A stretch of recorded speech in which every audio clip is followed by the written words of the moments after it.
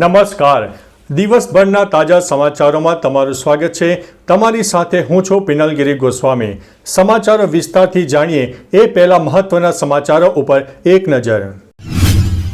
મિત્રો, આજની વિડીયોમાં વાત થશે અદાણી ગ્રુપ આ રાજ્યમાં 75,000 કરોડનું રોકાણ કરશે. નર્મદા ડેમ અસરગ્રસ્તોનો અનોખો વિરોધ. IPL 2025 23 માર્ચથી શરૂ થશે. કિન્ના બાંધેલા પતંગની ડિમાન્ડ વધી. ઓલા ઇલેક્ટ્રિક માટે ખરાબ સમાચાર. બર્ફીલા પવનો ગુજરાત તરફ વળ્યા. ચાઇનીઝ દોરી, તુક્કલ સહિત પ્રતિબંધિત વસ્તુઓ વેચતા 58 લોકો ઝડપાયા. મહાકુંભ મેળામાં જતી ટ્રેન ઉપર થયો છે પથ્થરમારો. છત્તીસગઢમાં સુરક્ષા દળોએ 5 નક્સલીઓને ઠાર માર્યા. ઝૂંપડામાં ચાલતું મિની બાર ઝડપાયું. ભારતે આયર્લેન્ડને 116 રનથી હરાવ્યો. તાંત્રિક વિધિના નામે મહિલા ઉપર બળાત્કાર. હવે મિત્રો સમાચારો વિસ્તારથી. જૂનાગઢ જિલ્લાના કેશોદ તાલુકાના પંચાળા ગામે તાંત્રિક વિધિના નામે મહિલા પર દુષ્કર્મ આચરવામાં આવ્યું હોય તેવી ઘટના પ્રકાશમાં આવી છે. ફરિયાદ અનુસાર મહિલા મજૂરી કામ કરતી હતી ત્યારે રણજીત પરમાર નામના શખ્સ સાથે મુલાકાત થઈ હતી. મહિલાએ ઘરમાં સુખ શાંતિ અને ધંધા રોજગારમાં વૃદ્ધિ માટે તાંત્રિક વિધિ કરવાની ઈચ્છા વ્યક્ત કરી હતી. ગત શુક્રવારે રાત્રે 10 વાગે આરોપી મહિલાના ઘરે પહોંચ્યો હતો અને દુષ્કર્મ આચર્યું હતું. મિત્રો, અન્ય મહત્વના સમાચારની વાત કરીએ તો ભારતે આયર્લેન્ડને 116 રનથી હરાવ્યો.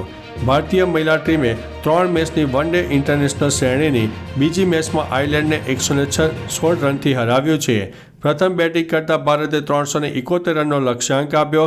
જવાબમાં આયરિશ ટીમ ફક્ત 254 રન બનાવી શકી હતી. ભારત તરફથી બોલિંગમાં દીપ્તિ શર્માએ સૌથી વધુ 3 વિકેટ લીધી હતી. આ પહેલા જેમિમાએ 102 રનની શાનદાર ઇનિંગ રમી હતી. ભારત શ્રેણીમાં 2-0થી આગળ છે. મિત્રો, અન્ય મહત્વના સમાચારની વાત કરીએ તો ઝૂંપડામાં ચાલતું મિની બાર ઝડપાયું છે. સુરતમાંથી ઝૂંપડામાં ચાલતું મિની બાર સ્ટેટ મોનિટરિંગ સેલે ઝડપી પાડ્યું છે. આ બારમાં દારૂ, બરફ, બાઇટિંગ સહિતની સુવિધા અપાતી હતી. સ્થાનિક પોલીસને અંધારામાં રાખીને સ્ટેટ મોનિટરિંગ સેલે દરોડા પાડ્યા હતા.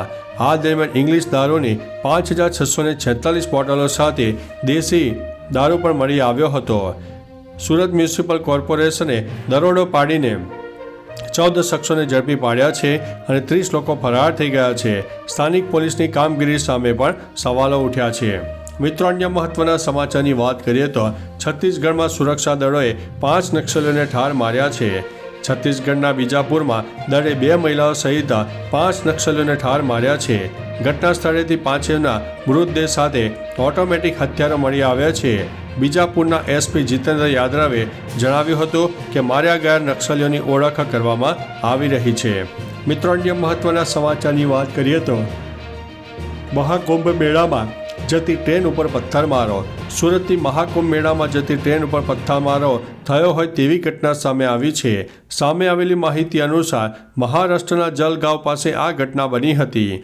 આ ઘટનામાં તાપ્તી ગંગા એક્સપ્રેસ ટ્રેનની બારીના કાચ તૂટી ગયા હતા. મુસાફરોમાં ભયનો માહોલ પણ સર્જાયો હતો. મિત્રો, અન્ય મહત્વના સમાચારની વાત કરીએ તો ચાઇનીઝ દોરી, તુક્કલ સહિત પ્રતિબંધિત વસ્તુઓ વેચતા 58 લોકો ઝડપાયા છે. હાઈકોર્ટની ટકોર બાદ પોલીસ એક્શન મોડમાં આવી ગઈ છે. પોલીસ સુરતમાં ચાઇનીઝ દોરી, તુક્કલ સહિત પ્રતિબંધિત વસ્તુઓ વેચતા ઈસમો સામે કાર્યવાહી કરી છે. સુરત પોલીસે છેલ્લા 22 દિવસમાં પ્રતિબંધિત પતંગ દોરીનું સહિતની વસ્તુઓનું વેચાણ કરતા 59 વેપારી સામે કેસો કરીને 58 વ્યક્તિની અટકાયત કરી છે. સુરતમાંથી સૌથી વધુ અમરેલી અને વરાછા પોલીસ મથકમાં કેસ નોંધાયા છે. મિત્રો, અન્ય મહત્વના સમાચારની વાત કરીએ તો બર્ફીલા પવનો ગુજરાત તરફ વળ્યા. ગુજરાતમાં અત્યારે ઠંડીએ સામાન્ય વિરામ લીધો હતો ત્યારે ફરીથી ઠંડીનું જોર હવે વધી રહ્યું છે. રાજ્યના વિવિધ જિલ્લામાં લઘુત્તમ તાપમાન 2 થી 6 ડિગ્રી સેલ્સિયસ સુધી ઘટતા ગુજરાતવાસીઓ ભૂક્કા બોલાવતી ઠંડીનો અનુભવ કરી રહ્યા છે.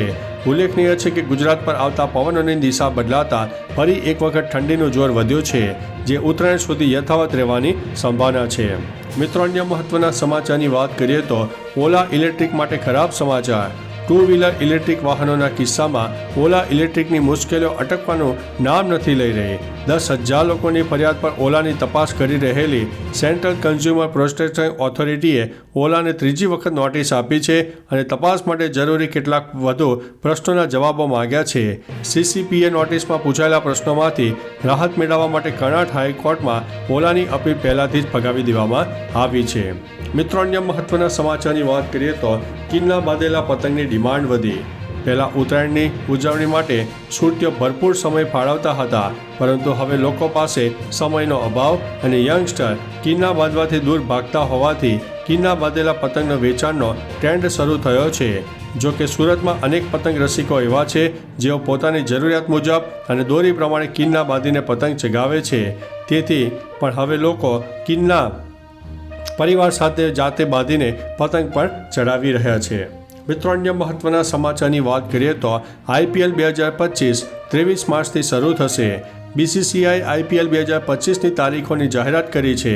આ જાહેરાત કરતા બોર્ડના ઉપપ્રમુખ રાજીવ શુક્લાએ જણાવ્યું હતું કે IPL 2025 23 માર્ચથી શરૂ થશે. તમને જણાવી દઈએ કે આ IPLની 18મી આવૃત્તિ હશે, જે ક્રિકેટ પ્રેમીઓ માટે એક રોમાંચક સિઝન સાબિત થઈ શકે છે. આ વખતે ટુર્નામેન્ટમાં ઘણા ફેરફારો જોવા મળશે. નવી જર્સીમાં ઘણા ચહેરાઓ અને જૂના ચહેરાઓ પર જોવા મળશે. મિત્રો, અન્ય મહત્વના સમાચારની વાત કરીએ તો નર્મદા ડેમ અસરગ્રસ્તોનો અનોખો વિરોધ. નર્મદા ડેમ અસરગ્રસ્ત થયેલા એક ઈસમે અનોખો વિરોધ નોંધાવ્યો છે. ઈસમ વળતર અને જમીનની માગ સાથે હાઈ ટેન્શન લાઇન ઉપર ચડી ગયો હતો. ઉલ્લેખનીય છે કે નર્મદા ડેમ પ્રોજેક્ટમાં પોતાની જમીન ગુમાવનાર આ અસરગ્રસ્ત યુવાનની મુખ્ય માગણી પૂરેપૂરું વળતર અને જમીનના બદલામાં જમીન મેળવવાની છે. આ અગાઉ પણ ગણપત તળવી BSNL મોબાઈલ ટાવર ઉપર ચડ્યો હતો. મિત્રો, અન્ય મહત્વના સમાચારની વાત કરીએ તો અદાણી ગ્રુપ આ રાજ્યમાં 75,000 કરોડનું રોકાણ કરશે. છત્તીસગઢના મુખ્યમંત્રી વિષ્ણુદેવ સાંઈ અને અદાણી ગ્રુપના ચેરમેન ગૌતમ અદાણી વચ્ચે વધુ એક મહત્વપૂર્ણ બેઠકમાં રાજ્યના વિકાસ માટે 75,000 કરોડ રૂપિયાના રોકાણની જાહેરાત કરવામાં આવી છે. આ રોકાણ રાજ્યની ઔદ્યોગિક અને સામાજિક પ્રગતિને નવી દિશા આપશે. અદાણી ગ્રુપ રાયપુર, કોરબા, રાયગઢમાં તેના પાવર પ્લાન્ટના વિસ્તરણ માટે 60,000 કરોડનું રોકાણ કરવાની પણ યોજના ધરાવે છે. તો ચાલો મિત્રો, ફરીથી દેશ અને દુનિયાના સુપરફાસ્ટ સમાચાર લઈને મળતા રહીશો. ત્યાં સુધી અમને રજા આપશો. નમસ્તે.